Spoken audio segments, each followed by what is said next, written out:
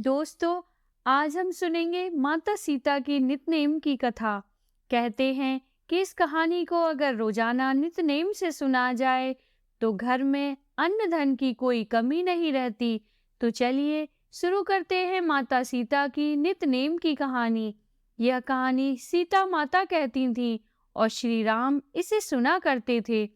एक दिन श्री राम भगवान को किसी काम के लिए बाहर जाना पड़ा, तो सीता माता कहने लगी कि भगवान, मेरा तो 12 वर्ष का नित्य-नेम है, मैं आपको कहानी सुनाती हूँ।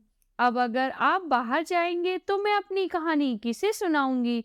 मेरा नित्य-नेम तो टूट जाएगा। श्री राम ने कहा कि तुम कुएं की पाल पर जाकर बैठ जाना और वहां जो औरतें पानी भरने आएंगी उन्हें अपनी कहानी सुना देना। तो माता ने कहा, प्रभु, आपने ये तो बहुत ही अच्छा उपाय बताया।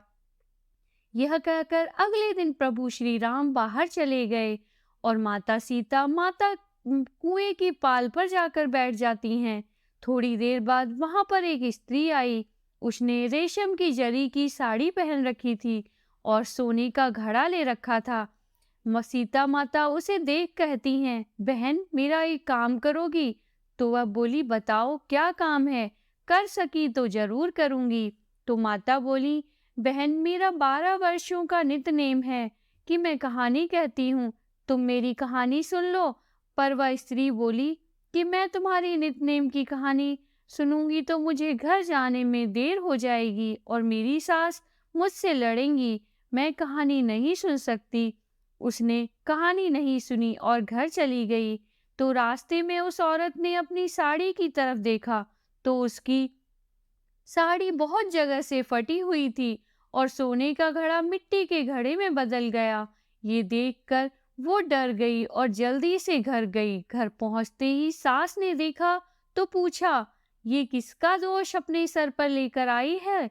वो क्या, ये क्या हाल बना रखा है तुमने? बहू ने कहा कि कुएं पर एक औरत बैठी थी। उसने कहा कि मेरा 12 साल का नित्य-नेम है, अगर मेरी कहानी नहीं सुनोगी तो मेरा नित्य-नेम टूट जाएगा।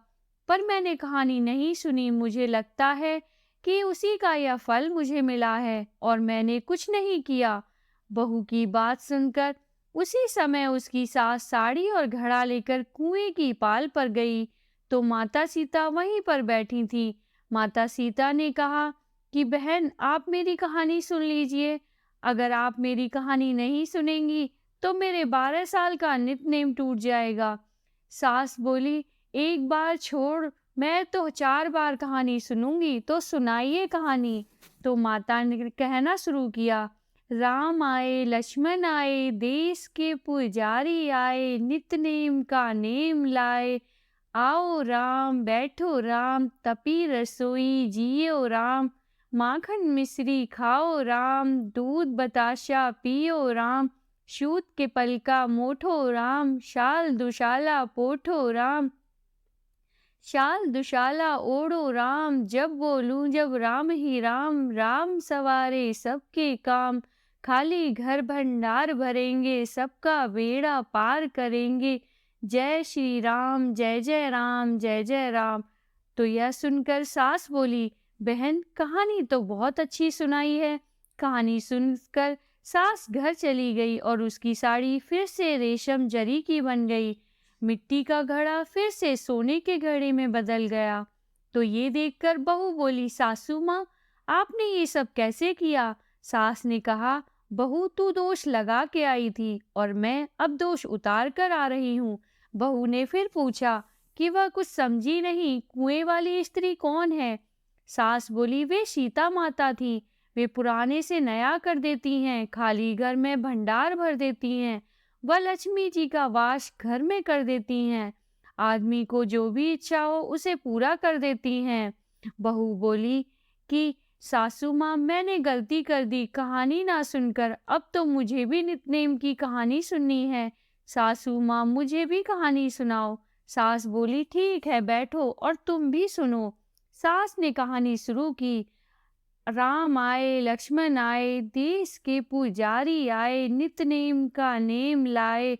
आओ राम, बैठो राम, तपी रसोई जियो राम। माखन मिश्री खाओ राम, दूध बताशा पियो राम, सूत के पलका मोठो राम, शाल दुशाला पोठो राम, शाल दुशाला ओढ़ो राम, जब बोलूं जब राम ही राम, राम सवारे सबके काम, खाली घर भंडार भरेंगे, सबका बेड़ा पार करेंगे, श्री राम जय जय राम। कहानी सुनकर बहू बोली, कहानी तो बहुत अच्छी है। सास ने कहा कि ठीक है, इस कहानी को हम रोज सुना करेंगे। अब सास बहू रोज सवेरे उठती, नहाती धोती और पूजा करने के बाद नित नेम की माता सीता की कहानी कहती। एक दिन उनके यहाँ एक पड़ोस की औरत आई और बोली, बहन जरा सी आँच देना। तो वह बोली कि आँच तो अभी हमने जलाई ही नहीं। पड़ोसन ने कहा कि तुम सुबह 4 बजे से उठकर क्या कर रही हो फिर? उन्होंने कहा कि सुबह उठकर हम स्नान करके पूजा करते हैं, फिर सीता माता की नित्य-नेम की कहानी कहते हैं। पड़ोसन ने उनकी बात सुनकर फिर कहा कि सीता माता की कहानी कहने से तुम्हें क्या मिला? वे बोली कि नित्य-नेम की छोटी सी कहानी है, नित्य नियम से सुनो। इनकी कहानी कहने से घर में भंडार भर जाते हैं, सारे काम सिद्ध होते हैं, मन की इच्छा भी पूरी होती है। पड़ोसन कहती है कि बहन ऐसी बात है तो मुझे भी यह कहानी सुना दो। तो सुनो, मेरे घर में भी सुख समृद्धि का वास हो जाए। वह बोली कि ठीक है, आराम से बैठो और तुम भी यह कहानी सुनो।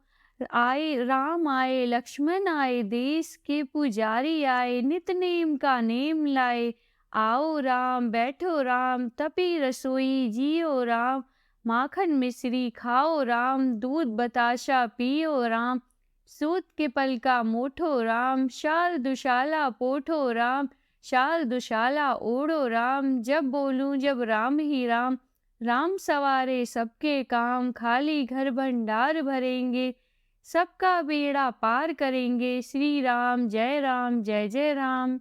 सारी कहानी सुनने के बाद पड़ोसन कहने लगी, बहन कहानी तो मुझे बहुत अच्छी लगी, अब से मैं भी यह कहानी रोज सुना करूंगी। अब वह पड़ोसन भी नित नेम सीता माता की कहानी कहने लगी। कहानी कहने से सीता माता ने पड़ोसन के भी भंडार भर दिए। अब तो पूरे मोहल्ले में नित नेम की कथा चल पड़ी। हर घर में माता सीता की नित नेम की कथा कही जाने लगी और सुनी जाने लगी। हर किसी की मनोकामना भी पूरी होने लगी। तब से आज भी कथा सीता जयंती पर बड़ी चाव से सुनाई जाती है और नित नेम का प्रण लिया जाता है। सीता माता जैसे आपने उनके भंडार भरे, वैसे ही आप हमारे भंडार भी भरना। कहानी कहने वाले की और कहानी सुनने वाले की भी सभी मनोकामना पूर्ण करना। बोलो सिया राम की जय। एक गणेश जी की कथा। एक बुढ़िया थी, वह बहुत ही गरीब और दृष्टिहीन थी। उसका एक बेटा और बहू थे। वह बुढ़िया सदैव गणेश जी की पूजा किया करती थी। एक दिन गणेश जी प्रकट होकर उस बुढ़िया से बोले, बुढ़िया माँ, तू जो चाहे सो मांग ले। बुढ़िया बोली, मुझे तो मांगना नहीं आता, कैसे और क्या मांगू? तब गणेश जी बोले, कोई बात नहीं, कल अपने बहू बेटे से पूछकर मांग लेना। तब बुढ़िया ने अपने बेटे से कहा, गणेश जी कहते हैं तू कुछ मांग ले, बता मैं क्या मांगू? पुत्र ने कहा, माँ तू धन मांग ले। बहू से पूछा तो बहू ने कहा, नाती मांग लो। तब बुढ़िया ने सोचा कि ये तो अपने अपने मतलब की बात कह रहे हैं। अतः उस बुढ़िया ने पड़ोसन से पूछा तो उन्होंने कहा, बुढ़िया तू तो थोड़े दिन जिएगी, क्यों तू धन मांगे और क्यों नाती मांगे? तू तो अपनी आंखों की रोशनी मांग ले, जिससे तेरी जिंदगी आराम से कट जाए। इस पर बुढ़िया सोचने लगी और फिर गणेश जी के पास जाकर बोली, यदि आप प्रसन्न हैं तो मुझे 9 करोड़ की माया दे, निरोगी काया दे, अमर सुहाग दे, आंखों की रोशनी दे, नाती दे, पोता दे और सब परिवार को सुख दे और अंत में मोक्ष दे। यह सुनकर गणेश जी बोले, बुढ़िया माँ, तुमने तो हमें ठग लिया, फिर भी जो तुमने मांगा है वचन के अनुसार सब तुम्हें मिलेगा। और यह कहकर गणेश जी अंतर्ध्यान हो गए। उधर बुढ़िया माँ ने जो कुछ मांगा वह सब कुछ मिल गया। इस तरह बुढ़िया माई ने पूजा पाठ और वरदान से घर में सबका भला किया। हे गणेश जी महाराज, जैसे तुमने उस बुढ़िया माँ को सब कुछ दिया, वैसे ही सबको देना। जय गणेश जी महाराज।